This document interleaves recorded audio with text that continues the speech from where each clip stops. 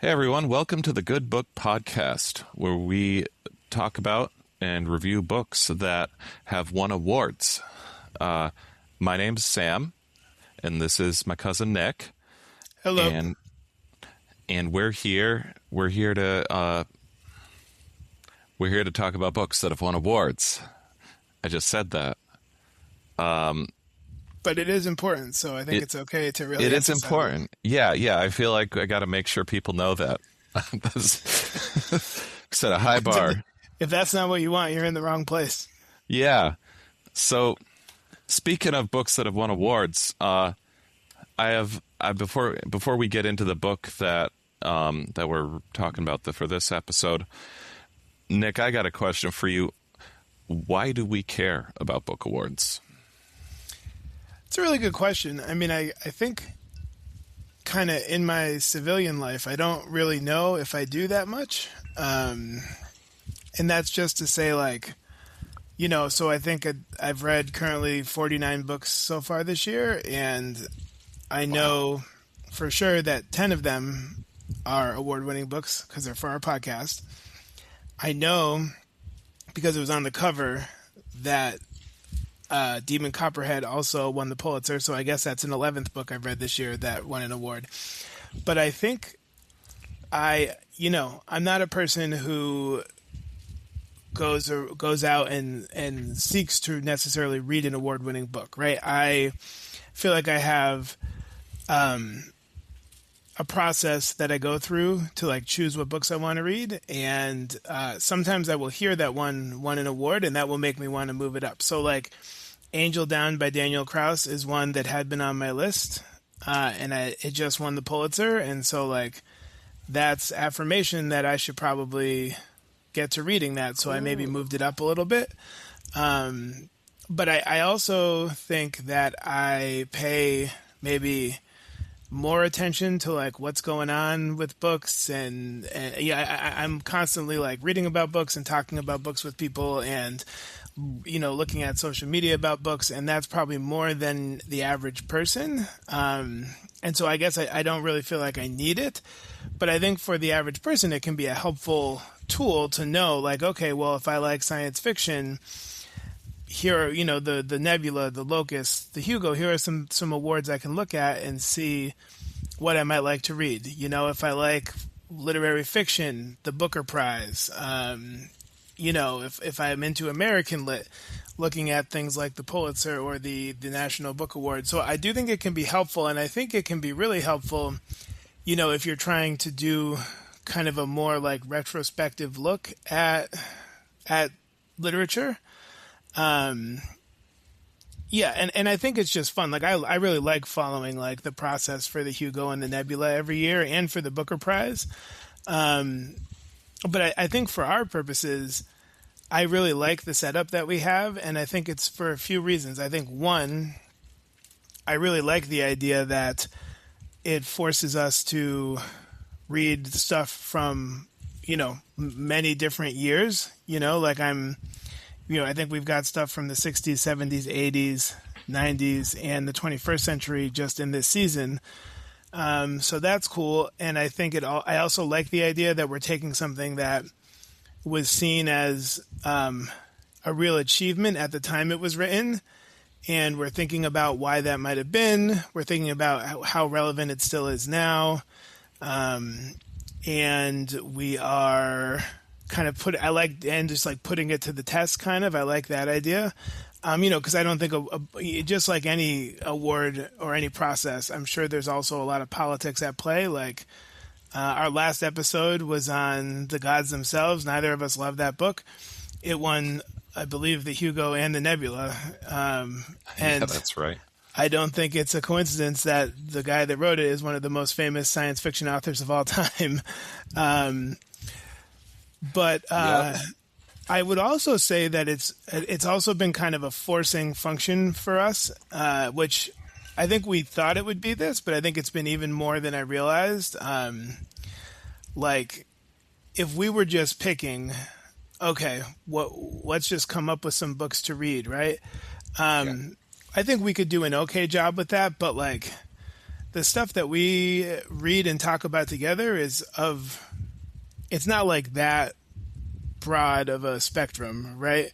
And so I Yeah. think this is forcing us to kind of discover new things. And I would say that just in this first season, I knew about 4 of the books that we have read. The other 6 I hadn't heard of before we did this process. And I'm someone who I spend a lot of time, again, like I'm not trying to be like a snob or anything, but like I just feel like I really like reading. That's like a major hobby of mine, and I spend a lot of time talking about it. So, the fact that we found 6 major award-winning books that I had never heard of before, to me Some suggests really that great like, ones. yeah, it just suggests to me that like just because a book wins an award doesn't necessarily mean it's like suddenly part of the mainstream and everyone knows about it. I think there's a lot of books that win awards, and that's kind of the end of it, right? Yeah, so I think there's value in it. I think they can be fun. They don't necessarily guide my like reading choices in my everyday life, but I think for the format we have here, it's actually been a really useful tool. Honestly, I couldn't even have said that better. I totally agree. I really hadn't ever thought about awards before this podcast. There are so many great books that don't win awards, and they're worth reading. Our podcast is heavily involves awards and looks at awards, but I just want to make sure everyone knows we also care about books that don't win awards. An award doesn't mean the book's good, and not winning an award doesn't mean it's not good. And yeah, like you said, I know we really wanted to push ourselves outside our comfort zone for this podcast and read books we wouldn't normally encounter. And I think this system we've set up has done a great job of establishing the constraints you need in order to do that. But also, I like that there's flexibility within the framework to choose a book within that. It gives us a limited selection to choose from. And usually there's no book that I recognize. And most of the time when we get a year, like I get a year with the books that I know and love, like Game of Thrones, I'm like, I don't want to read and talk about Game of Thrones because I've already read and talked about Game of Thrones many, many times. It's been read and talked about to death. So I want to check out new books, and this is a great system for finding those. And I also like that awards, that it's been critically acclaimed to some extent. So it's really, for me, what's interesting is we're not just engaging with the book, but also the book's critical reception. I think that's really cool. And, we're not experts at all, but we're lifetime readers, and it's fun to talk about. It's just fun to talk about books, and it's cool to engage with, like, look at like what the critics said. Be like, well, this book won an award, or in Asimov's case, he won a bunch of awards, but we can also have our own opinion. I think that's cool, and it's just fun to talk about. And what really surprised me going down this path, and you mentioned it too, is just how many fantastic books there are that have just pretty much been largely forgotten by modern audiences. Like you said, they won an award and then that was it. Some of them are basically lost media at this point, like Niftaleen, where you can only find it on PDF or some, very expensive paperback. I can't remember how much it was to get it on like eBay, but you feel like you're like digging for buried treasure or out prospecting. So it's cool. Yeah. I guess that's why I like awards. In this case, that's why I like awards. I am interested in learning more about the awards process. I've never followed an awards process or anything like that. I know you've spent more time looking at like the Booker, right? Yeah, I follow a lot of the social media accounts associated with the Booker, and because I just find, and I will say this, that's something I do find that I really end up liking a lot of the Booker nominees, and especially like their translated fiction award, I think it's the international award they call it. Yeah. And I was going to say none of my favorite books have won awards, but that's so it didn't win. But The Employees by Olga Round is one of my favorite books, and that was nominated for the Booker, shortlisted for the Booker International. Oh, That's about as close as, yeah, yeah. oh, that's cool. Yeah. That was a really interesting read. Yeah. Although I do feel like Godmother Night might be. I mean, we're still a little close to it, so who knows? I'd have a tendency to overreact in the short term, but I feel like Godmother Night's one of my favorite books now, and that obviously Yes. won an award. So I recommend it to everybody. yeah, so that's the magic of the show, you know. Yes, I'm so glad it was serendipitous. If the only thing that comes out of this show and this effort we've put together here is that we got to read Godmother Night, I'm happy. It was a great book. I actually, I have a coworker who wanted to read and follow along, and so I lent her the physical copy I have of Godmother Night, and I said that exact thing to her. I said, if this podcast totally flops and nobody ever listens, and whatever, I will still consider it a success because I found this book, and it's that good. I would have never read this book. Yeah. But that's the great thing. We hope you as listeners and readers will follow along with us in this journey, because we are just trying out new things and just exploring and going outside our comfort zone and giving our unsolicited hot takes. So, we appreciate your following along, and if you got any thoughts, we want to hear them. Yeah, and if you know any like weird obscure awards, let us know, because we can. Yes. The more awards we know about, the wider net we can cast, and the more like different varieties of books we can read. So I should start making my own awards so I can sneak all my favorite books in there. yeah, there you go. On Wikipedia. Yeah. All right, Nick. So tell me about this book. What are we talking about this week? Okay, I'm really excited for this one. We are reading Babel-17 by Samuel R. Delany, which, before I get in the award, actually, I just want to say really fast, I've read this book twice in the past, 2 months. I read it with my eyes first. Then I listened to the audiobook. The audiobook says Babel-17, and that sent me into a tailspin because I've been saying Babel. So I looked up Babel-17 on YouTube, and I watched the first 20 seconds of every single video just to see what they said, and about 70% said Babel. The other 30% said Babel. I took to AI and went on a deep dive, and it seems like people think either is correct. Brits are more likely to say Brits are more likely to say Babel. U.S. is more likely to say Babel. So no one's right or wrong, but we're saying Babel. Okay, well, no one's right or wrong, but we're right, and we won 2 wars to prove it, against the Brits. That is. So yeah. Maybe that's enough of that. Yeah. So Babel-17 is what we're going with. Okay. Don't add us, as the kids say. Yeah. Babel-17. Yeah, Samuel Delany. It won the 1966 Nebula Award for Best Novel. And there's a lot of interesting stuff about this book. One is that this is the only time in the history of the Nebula Awards that there was a tie. This book was actually tied with Flowers for Algernon by Daniel Keyes. Oh, yeah. And so they were co-winners. The Moon is a Harsh Mistress by Robert Heinlein was also a finalist, but didn't win. And so the way this goes is throughout the year, the Science Fiction and Fantasy Writers Association, those members nominate books.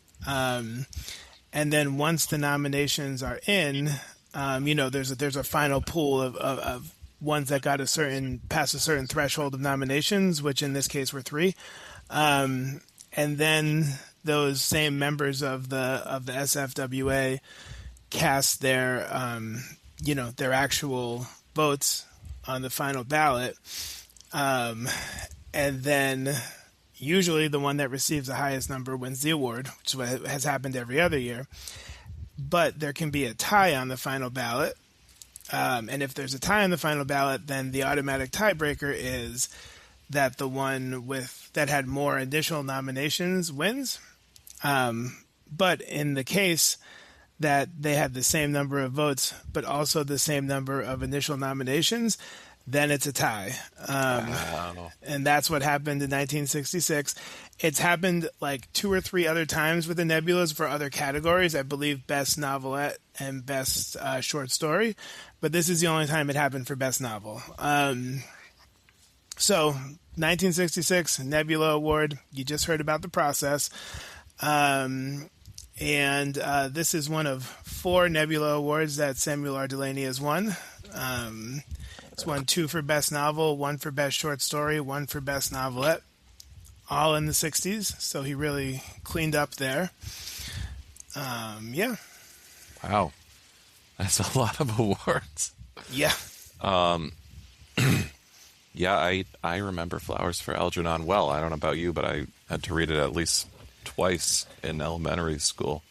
I feel like it's one of those books everybody ends up having to read. Yeah, I know I read it in school. The details are a little fuzzy. Yeah, I remember that someone is like dying or degenerating in some way, and there's like a mouse, but I don't, again, it's been a long time. Yeah, it's like a mouse is given, he's given intelligence, human level, like genius intelligence, through some sort of experiment, but it fades over time.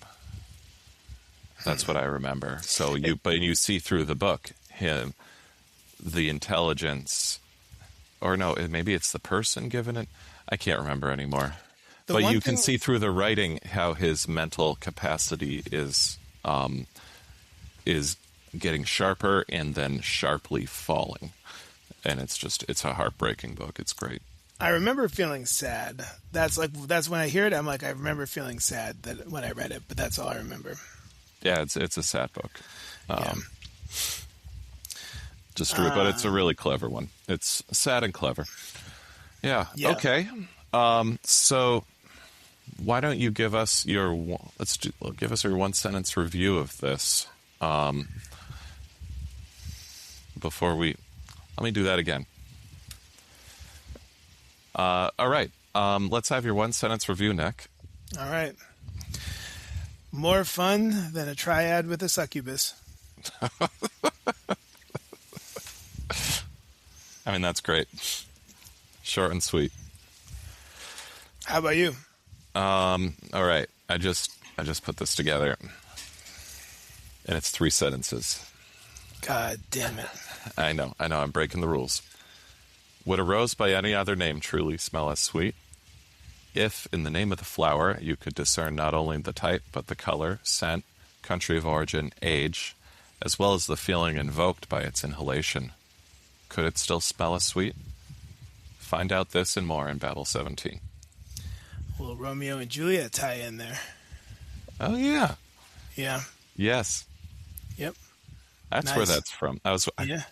I knew it was Shakespeare. Yeah, when Juliet's up in the balcony and she says, like, would not, I'm obviously, I can't quote it directly, but it's basically like, would not a rose still smell as sweet with another name? And that's when she's talking about, them shedding their names. Yeah.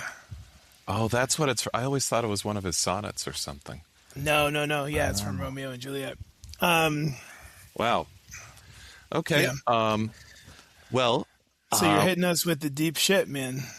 Hitting you with. I've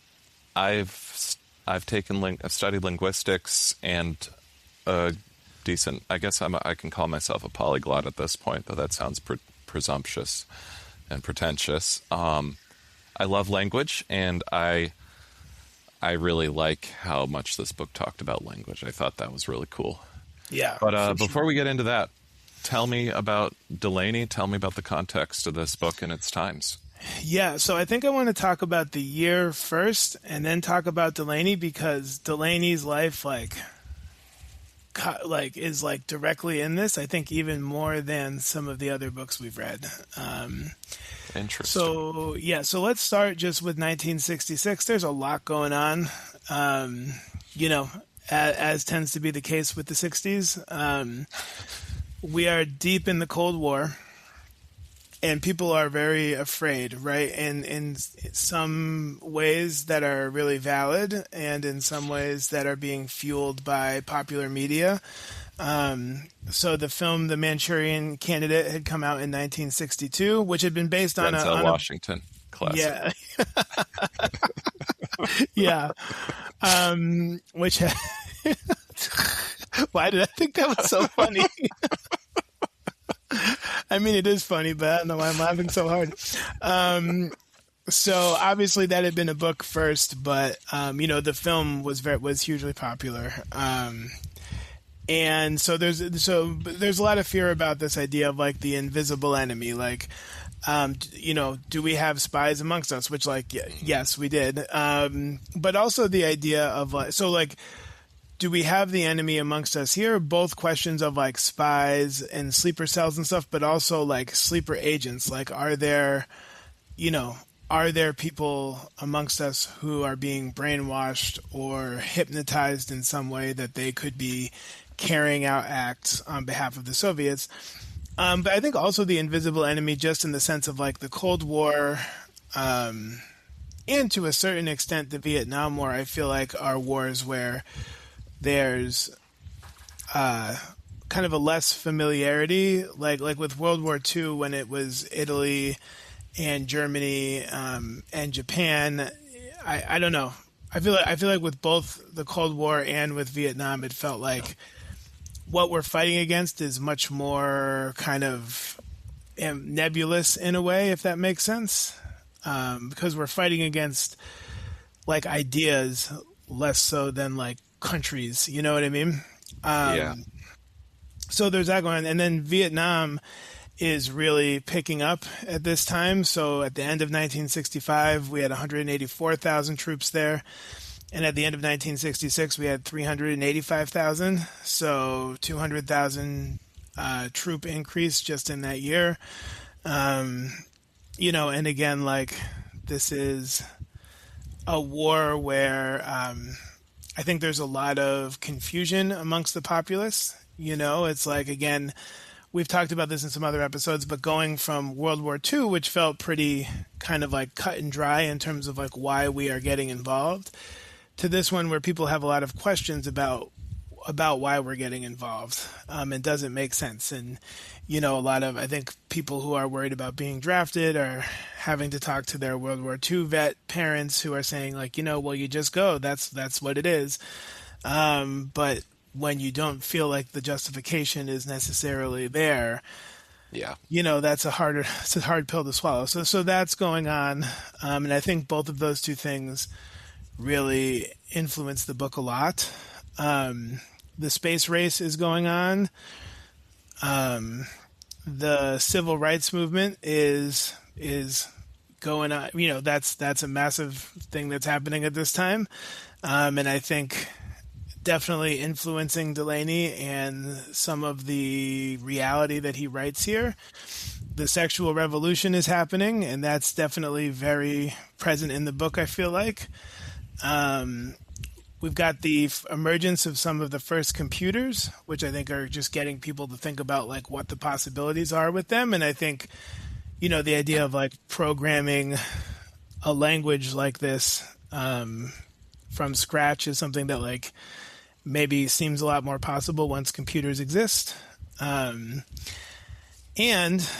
there was a linguistic theory that was kind of en vogue at the time called the Sapir-Whorf hypothesis. And I think maybe it's slightly overstated how much Babel-17 is based on this theory, but I also think it's certainly there. I mean, there's one scene in particular where it's like very, very strong. But you know, this was the idea, and I've listened. You know, I'm not a linguist or a psychologist, but you know, so the idea of this theory essentially is that the language that you speak dictates your cognition. So like, Oh, right. Yeah. Okay. yeah, so the example of like, like there's an Inuit language that has 13 different words for snow, and a Nordic language that has 31, and it's all different types. It's like the soft snow, powdery snow, how it's falling. And so the idea being that like that then changes what you're able to think about snow. I guess, and maybe another Yes. idea. Oh, sorry. Go ahead. No, I've thought about that a lot. Switching from different languages, I do think there's something to that. I think you think a little differently about the world in different languages because you are literally describing the world differently in your head. Yeah, for sure. I got no And proof. well, so the idea here is like, just to give a couple, and I don't want to take examples of the book, but when we get to the spoiler cast, we can talk more because I think there's at least one scene where it's really pronounced. Another example might be like, okay, so if we didn't have any words in our language for that corresponded to ways that food tasted, would we be able to conceive of food having different tastes, or would we just think about food for its caloric content, right? Right. And this theory, it had various levels of sort of like extremity. When it's taken to its most extreme, the idea is like you can't conceive of these things. And in the 60s, that was the idea that people were kind of talking a lot about. That part doesn't really hold any water anymore in the scientific community. Noam Chomsky was very kind of his work on like the inherent sort of language acquisition that we all have, and suggesting that like our cognition is all very similar, and the language is just a tool for that. Yeah, there's a cultural aspect here too. It's not just language. There's the culture of the people who, like the French people are not just their language. There's a lot of other cultural aspects which impact things, and you could attribute that to the language, but that's probably false. I could see that. Yeah. Yeah, and the idea is like we definitely would still be able to conceive of food having different tastes. Like even before there was language, they were able to determine that like certain things that were poisonous had a certain taste and avoid them, right? But culturally, a language without much in the way of words for taste, maybe it just doesn't care about taste much, and maybe it hasn't had to, maybe it's gone through that culture has gone through a lot of tough times and hasn't really had the luxury of discerning much in the way of taste, except this I can eat and this I can't. You know what I'm saying? Like, it's a symbiotic kind of evolving process. Yeah, so I think Yeah. sorry, well, I think you're hitting on something important there, which is that in a way the language is sort of like a lagging indicator of what's going on in the culture, which suggests that it's more of a tool for the cognition than the other way around. So like I listened to the For the Love of Language podcast episode that they did on this theory, and a great example that they gave was selfies, right? Like people, that wasn't a word that we had, and then people started, once the technology came, people started taking selfies, and then eventually it was widespread enough that then it had a name, and now we called it selfies, and then even more people started taking selfies. And so it's like, in a way, the word was sort of a lagging indicator for what was already happening in people's cognition. And then once the word was established, that behavior became even more prominent. But people were able to conceive of the idea of it without having the word, right? It's like Georg Simmel said, man acts and is acted upon. And that's our relationship with language. We all collectively, the collectivity creates the language, and then the language creates the collectivity, and back and forth. And Delany, like Artie Lang said, just to pull out another philosopher out of my ass, I'm experiencing you, experiencing me, experiencing you, experiencing me. Nice, nice. So yeah, so in the '60s, this was it was a theory that was kind of very widespread and very in vogue. People were really interested in language and how it affects our thoughts. Delany, so if you listen, there's not a ton out there about this book, but a lot of people will just be like, this book is about the severe Whorf hypothesis, and like that is what Delany is writing about, full stop. And he believes this. And the fact that, and then those people will use the fact that this is no longer sort of believed or accepted to kind of denigrate the book a little bit. And I think that's a mistake. I think, one, what Delany has said is he kind of believed this theory before it was out there and he really knew of it by name, but just like he did believe that your language impacts your thoughts, which, to be clear, people do accept that your language does to some degree help to shape your thoughts. It just doesn't dictate them. Like, you can conceive of things that you don't necessarily know the word for. Yeah, and it's a process that goes both ways. You also impact the language. Like, if you're not a native speaker learning a language, you change the way the language is used. You are integrating your own speech patterns into the language. Like, when I speak Polish, when I speak French, I mostly unconsciously, I'm not speaking it the way a native speaker would. Right. So I'm still thinking differently. It's some hybrid.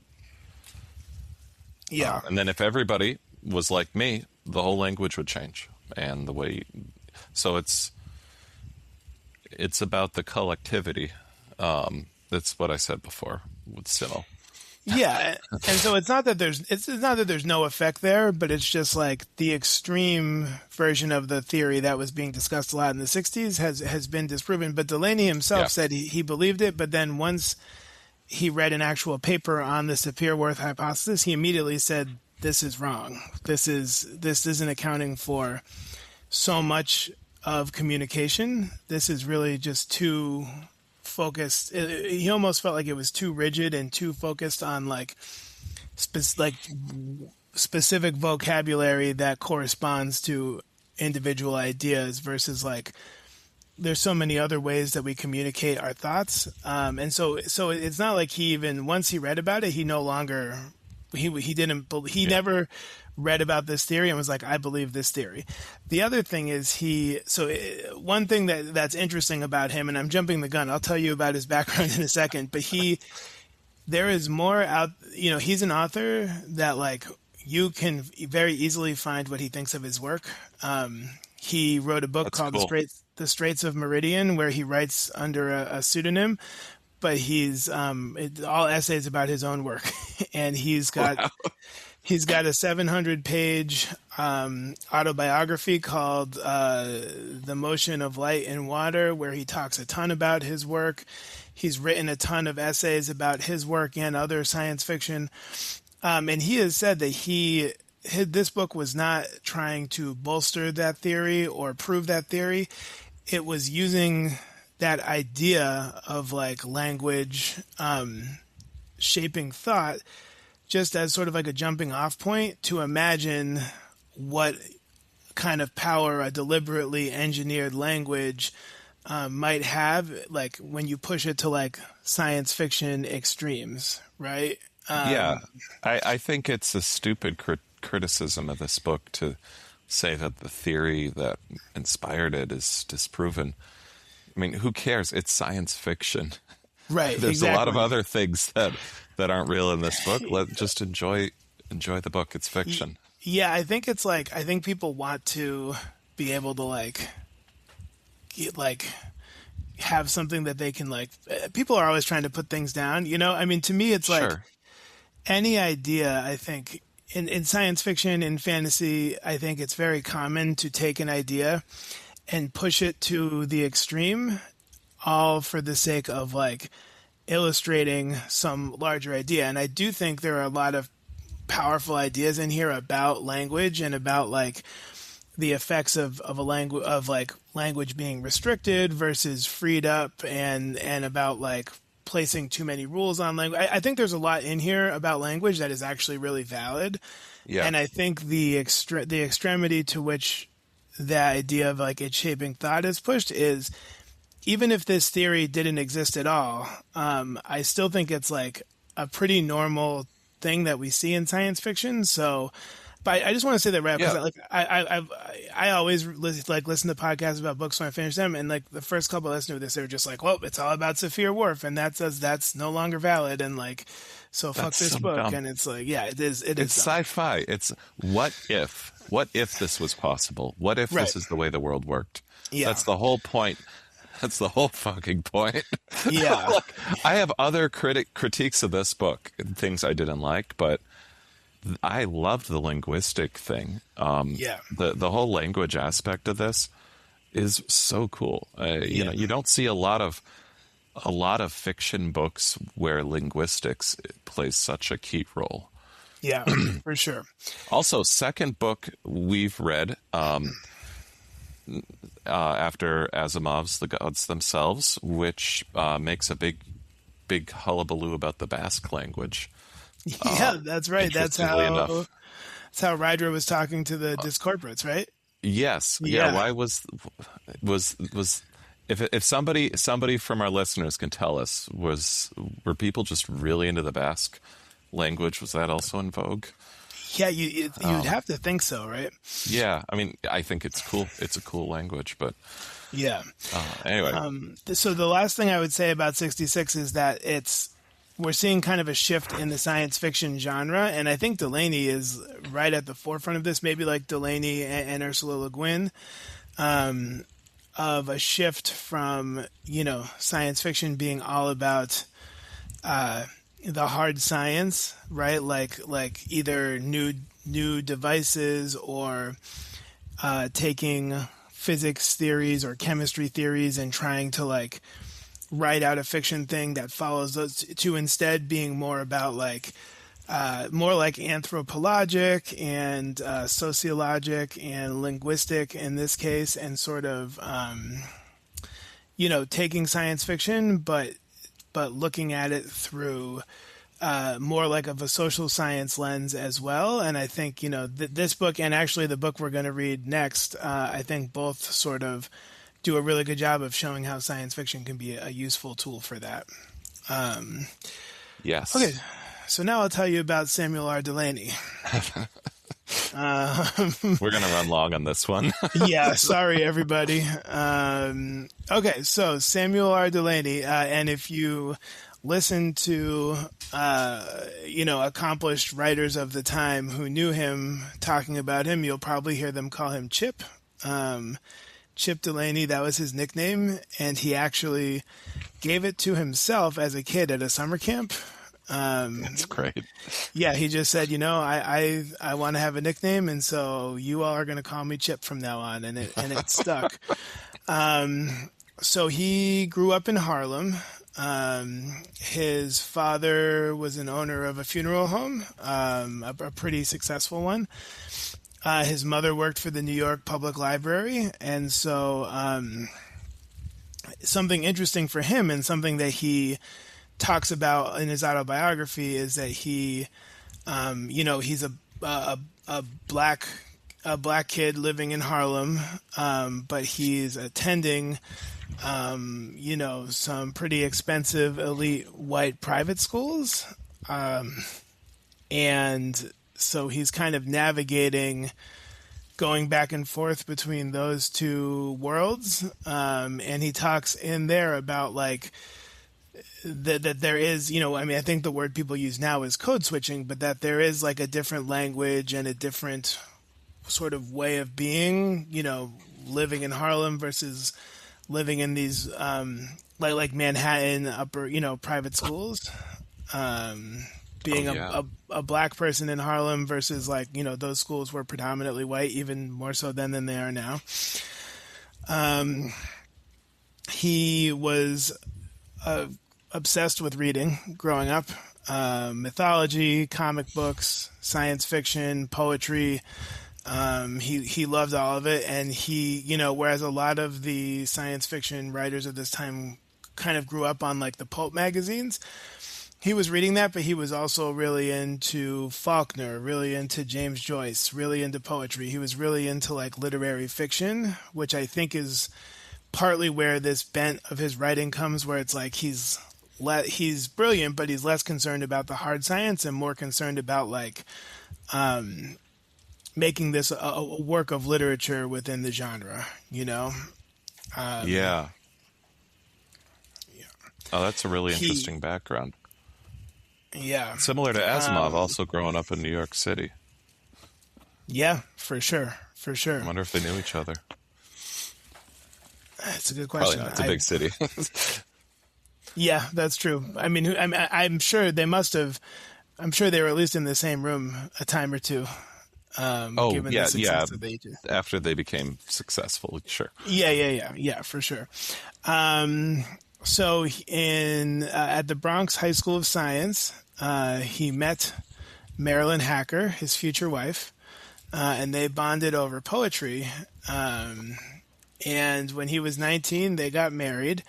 And this is a really interesting marriage. This is a marriage that was very much based on an emotional connection and a creative connection.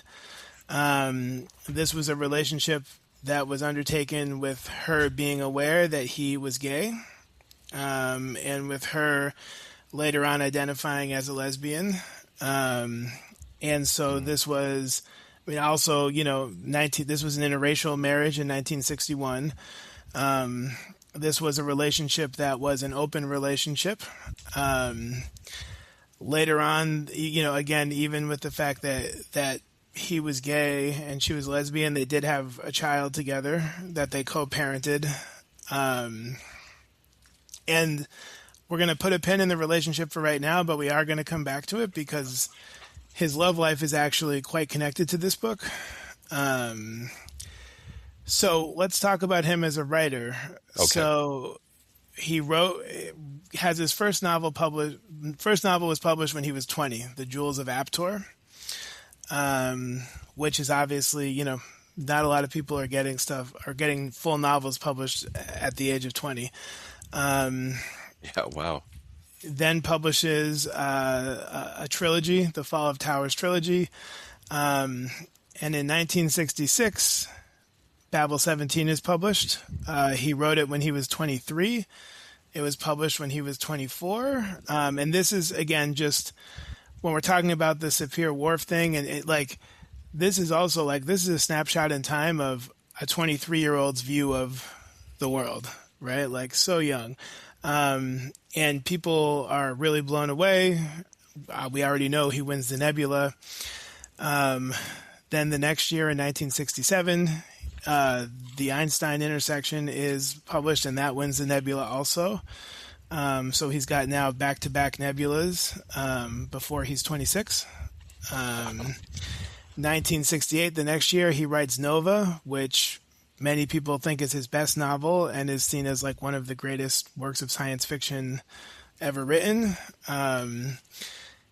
So, and then, he wrote books in the 70s. Dahlgren, I think, is kind of his most divisive book, but his book that a lot of people will say is the best. In the 80s, he is still a novelist, but he becomes also seen as a critic. So he's writing a lot of academic essays and pieces about science fiction and fantasy as a literary critic. And people still feel like a lot of that sort of those essays and the collections of essays that he wrote are really valuable. He wrote The Motion of Light and Water, which is a 700-page autobiography, which is supposed to be one of the greatest autobiographies ever written, a lot of people say. Wow. Talks about growing up black, being gay, being a black gay science fiction writer in the 1960s, which was pretty unique. Yeah. So respect to him, man. Yeah, and he spent a lot of time, the 90s through the 2010s, despite the fact that he himself dropped out of college and never finished. He was a professor at both UMass Amherst and at Temple. Oh, So yeah, so a lot of people have studied under him. He currently resides in Philadelphia. So a few other things about him, just really fast.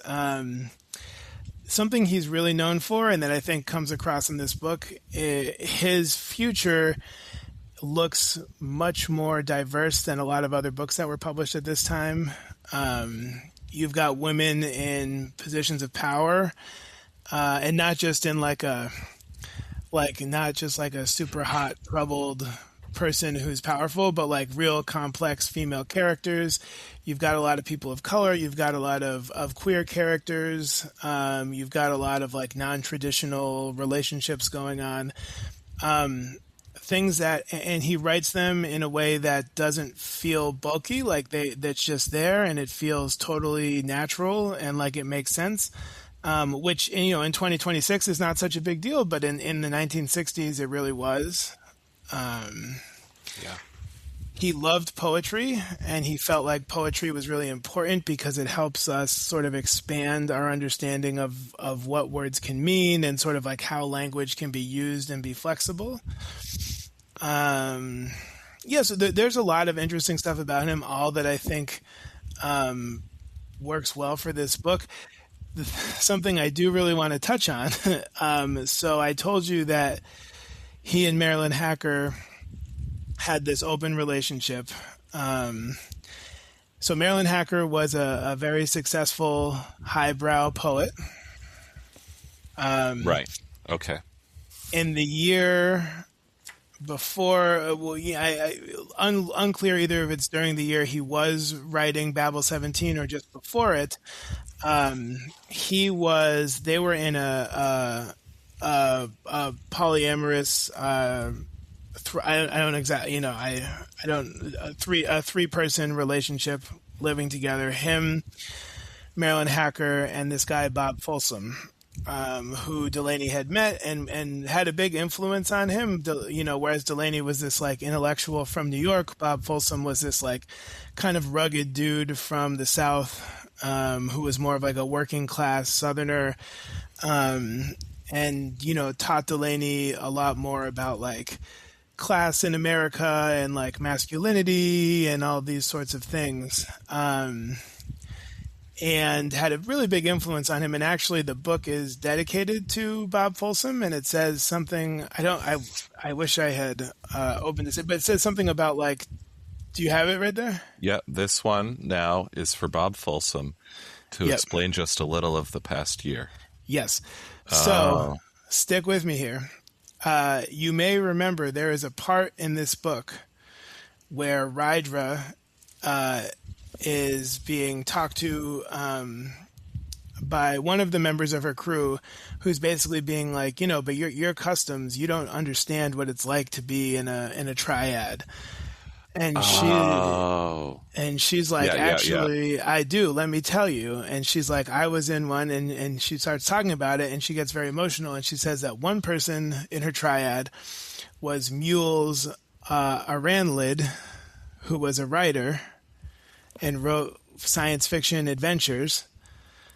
Mules Aranlid, also an anagram for Samuel Delany. And that the other one was Phobo Lams, which is an anagram for Bob Folsom. Oh. So, so that's... Okay. Wow. So there's a lot that's in there that is based on sort of his I'm so sorry. Autobiographical, the relationship that he had in 1965, and then when it ended, he went and traveled for about 6 months, and Babel-17 was published during that time. And also, the poetry that is included in the book by Rydra is Marilyn Hacker's poetry. That's amazing. Yeah. So this is a deeply personal novel. It really is. Yeah. And a lot of people think this is another criticism of the book. And I don't actually know if the criticism should go away with this information, but a lot of people feel like, oh, this is just like classic writer trying to like inflate their ego. Like this poet who like is changing the world and is so brilliant and like just like he's a writer, but like it's not him, it's his wife. Rydra is based on Marilyn Hacker, not on himself. Yeah. Also, I see. I don't like that because I think the context is fascinating, but a good book will stand on its own two legs regardless of the context. 100%. I agree with you. There's a lot of criticisms. There's a lot of critiques I've been hearing lately that I don't like. A lot about this book, and when we get to episode 8, there's a lot of critiques of that book I don't like either. But let's stick with the here and now since I've already taken us to over an hour. So I'm sorry, that was a lot of background. I just really feel like that, I feel like this book is like so tied up in Delany's life and in what's happening in the 60s, and I feel like it might not be totally clear on like a first read or without looking a little more into it, No, I appreciate that because it helps me understand the book much more than I did on the first pass. There's just stuff you'd never know unless you knew about Delany and his life. I'm so sorry. I'm going to throw one more thing out there. The most Delany thing ever. He's been in now, and they divorced in 1980. He's been in a really long-term relationship ever since. With a guy named Dennis Rickett, I think his name is. Delany met him when they met. Dennis was unhoused, living in New York City, selling books on the street. And Delany met him. He was selling books, and they've been together ever since, which I just felt like was very appropriate for him. Yeah, that's very Delany. I love it. Okay, we're moving on, though. I'm sorry. Okay. This was like way beyond. I promised myself I was going to say less in the background, and this was like way more. Okay. Don't worry, I'll cut it in post. Just kidding. Yeah. Perfect. Probably not. We'll see. Yeah. Great. Okay, well, I think our remaining listeners are ready and waiting to hear about the actual book and what we thought about it. So, let's start off. We've talked a lot about the linguistics. We love that, right? Yep.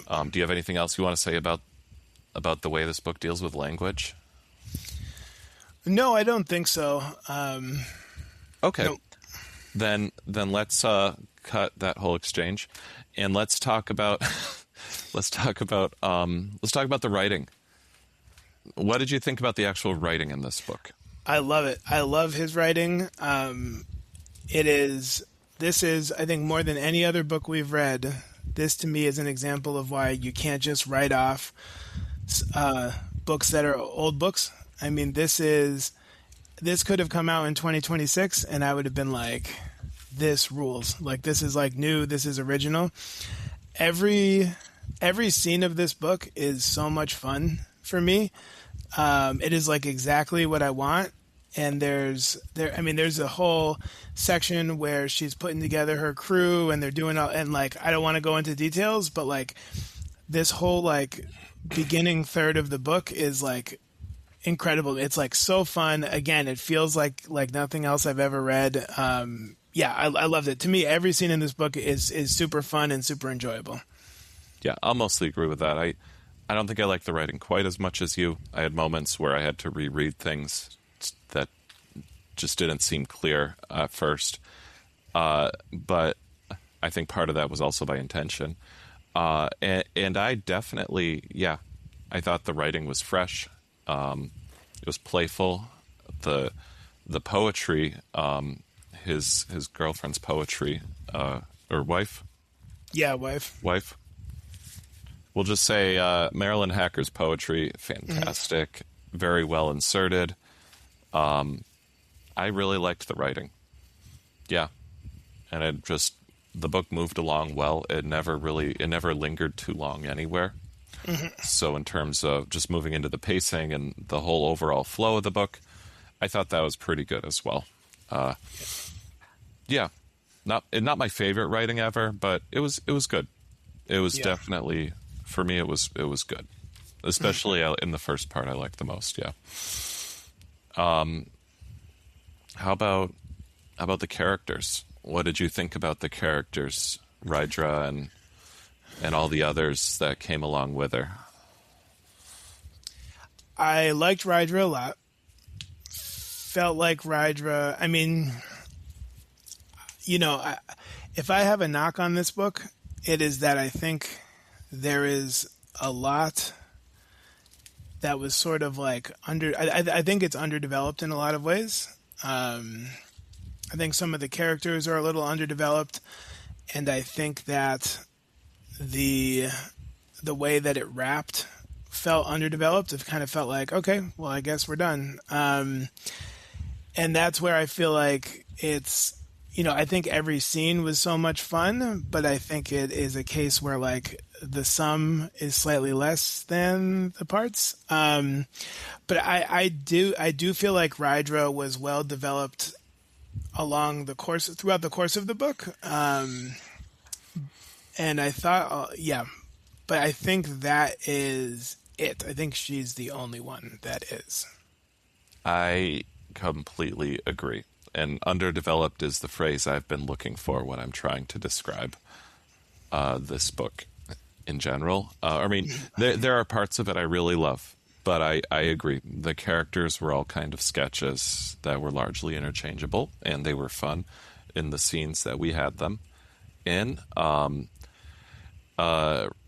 And overall, I agree with you about the ending as well. I feel like they just... everything was a little too nicely tied up, and I think that fit well with Delany's intention for the book, which we can talk about, and we'll talk about more in the spoiler cast. But yeah, and Rydra, I thought Rydra was well developed, but I didn't really love her character. I don't generally like characters that are good at everything. Yeah. And I struggled with Rydra because A, she was good at everything, and B, like, everybody was into her. Every other POV we had of a guy was obsessed with her. Yeah. And just thought she was the best thing since sliced bread. And, there are people like that, sure. But, like, it just didn't feel super realistic. Yeah. And it also seemed unnecessary most of the time.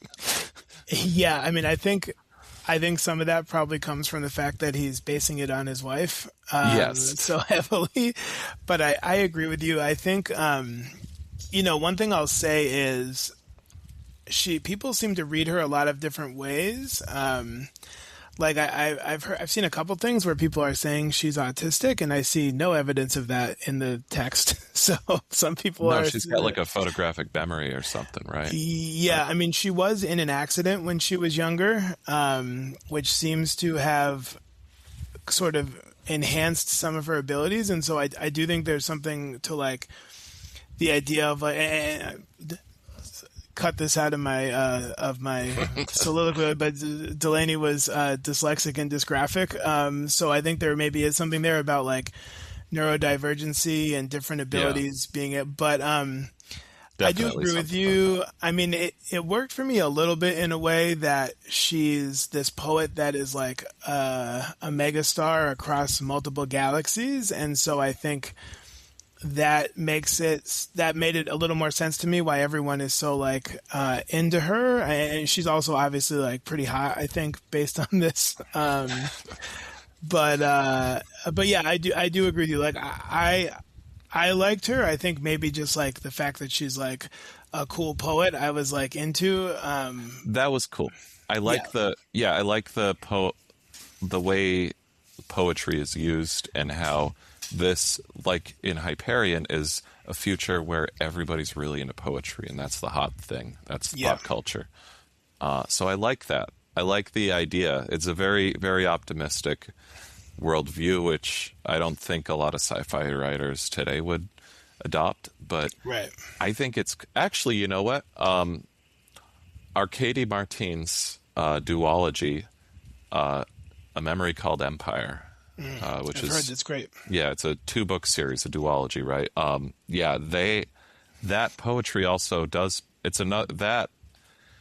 Yeah, poetry also plays a huge role in that, and in the whole world that embodies. So that's maybe this is a sci-fi trope that I'm just starting to pick up on. But anyway, I mean, if so, I think it started here. So yes. Absolutely. But you're right. I mean, she's not a realistic character. We we didn't see her do anything of her own volition that indicated any sort of flaw in any way. So Yeah. Yeah, and she was fun. Insofar as this book is about exploring an idea and doing that, she was fun. I enjoyed her scenes, but it's similar to like Delany or these other books where we've read, where just the character's good at everything. It's just it's fun to watch them do their thing. But I never felt really connected to her. yeah, makes sense. Yeah. Okay. Yeah. What else can we talk about here without spoiling it? You got anything else on your mind? I mean, I don't want to, given that it's been such a long episode, I don't want to say, I mean, the one thing I will just say is like, I think like the elements of, without getting into specifics, I do think like you will see evidence of like, non-traditional, like non-monogamous relationships in here. You'll see evidence, there's a lot of diversity in a lot of different ways here. You'll see a lot of evidence of like 60s counterculture, which Delany was like very much a major figure in. Like that's very much here in a lot of different ways. And so I think like again, like this world felt like very cool and like subversive and fun and original to me now. And so I can only imagine reading it in 1966. It also must have been that way. And I do think that is a real feat. And I think that's a real hallmark of his writing. I think that's the other thing I would say that like really sticks out to me is like, I think his whole point of view is really interesting and really unique.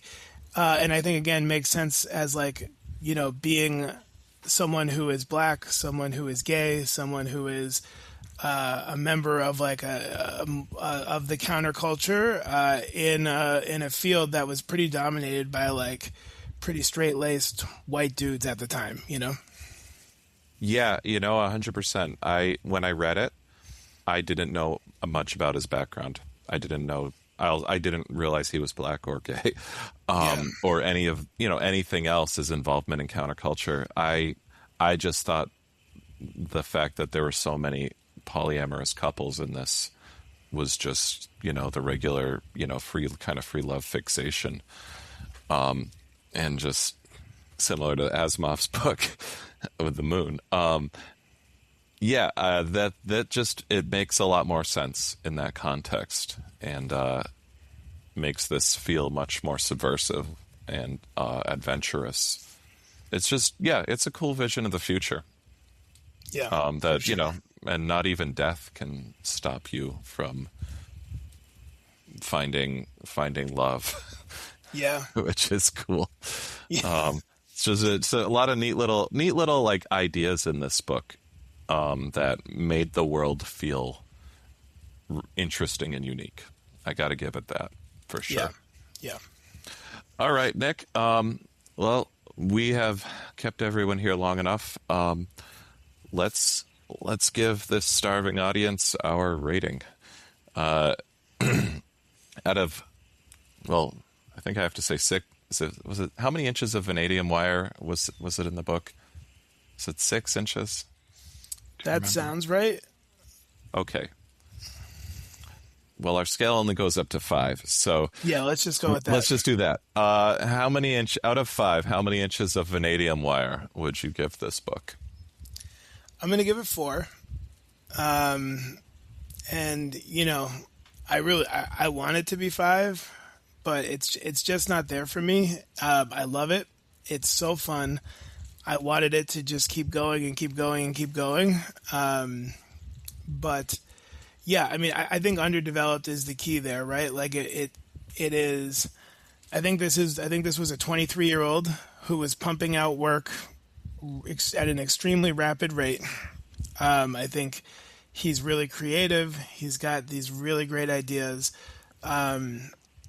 And I think it almost like, it's like while you're reading it, it's this like this cool immersive novel.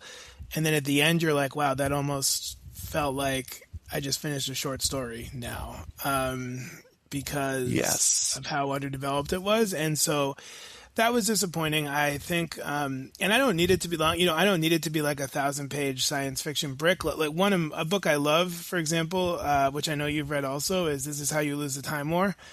Oh yeah. And that's an example of to me, like a novella, that science fiction that is really fun and original, and you get very little information, but it's very skillfully done. Like everything is exactly what you need to know for the plot to continue. And at the end, it felt very satisfying and meaty. And even though it's so short and there's so little info, you don't feel like you were missing anything. And here, at any given moment, I was loving it and having a great time. But then again, like in totality, it left me feeling a little underwhelmed. This is his only novel that I've read. I really want to read Nova. I really want to read Dahlgren, some of the ones that he wrote later on, and just see how we develop from here. Like, because if we can get the same voice and the same vision, but have things be more fleshed out and a little meatier and like come to a more intentional resolution, then I feel like those could be really incredible books. Yeah, that's it. All good points. And I think we have to read more Delany. I'm sure there's more of him on this big awards list we've put together. And yeah, I've been hovering. I was going to do a 3 when I came into the podcast, but I think I'm going to give him 4 inches as well, after understanding his background so much more, and where this book came from. That really enriches the experience for me. But I agree. I liked the beginning a lot more than the end. The end felt rushed. It felt underdeveloped is the best word for it, but it felt like it was kind of dashed off as it got closer to the end, and I felt unfulfilled, that everything was kind of tied off with a little bow and a little kiss and goodbye. And for, the short story thing is totally real. It felt like felt like a book that's exploring an idea, and then the ending really just went all in and be like, what if this is,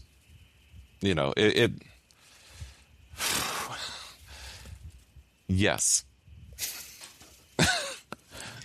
I know exactly what you're saying. It was all written it felt like it was all written to explore this one idea. Yeah. And the ending was like the logical conclusion of that idea. It was very plot driven rather than character driven. And I generally like character driven books too. So that didn't really work for me. I felt like I was getting dragged along. In some ways, it reminded me a lot of the Asimov book, but I did enjoy this one a lot more, and I liked its vision for the future. That's really interesting. I guess you're right. I guess in the sense that it felt like more about the ideas than it did about the characters involved, or like actually creating a really like high quality book. I agree. I like 10,000 times more fun than the Asimov book. But yeah, no, that's a good comparison actually. Yeah.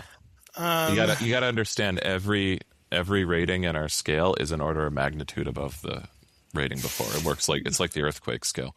That's right. I should just say, like, for people who are considering it, I would just say, like, this is an author who's certainly worth your time. Yeah. I think this is a book that's worth your time. And, especially if you like language. Yeah, for sure. And I would say, like, something cool. It's short, right? I mean, you could read this in 4 or 5 hours. And, I think, like, not to make everything about identity, but I do think for our readers who like the idea that, like, in the 60s, this was, a strong female protagonist and such, like, a diverse vision of the future, which was unusual at that time. I think that makes it worthwhile too. But it is a really good time for most of the book. Yeah, don't Okay. listen to us. We're just critics. It was a fun book. It's And definitely worth a shot. and our next episode will be also an older science fiction book that is awesome and also deals heavily with poetry, and it's a Sam pick. And that will be Hyperion. Which one is it? Oh yeah, Hy- Hyperion. Yeah, by Dan Simmons. Hyperion by Dan Simmons. Yeah, that one surprised me. It's an oldie but a goodie, is all I'll say. And looking forward to talking about it. All right. Yeah. So for those of you who've read the book and wanna talk more about it, we'll see you guys over at the Spoiler Cast. If you just like spoilers and haven't read the book, well, you're welcome to. God be with you. And yeah, all right. Thanks everyone. But Bye.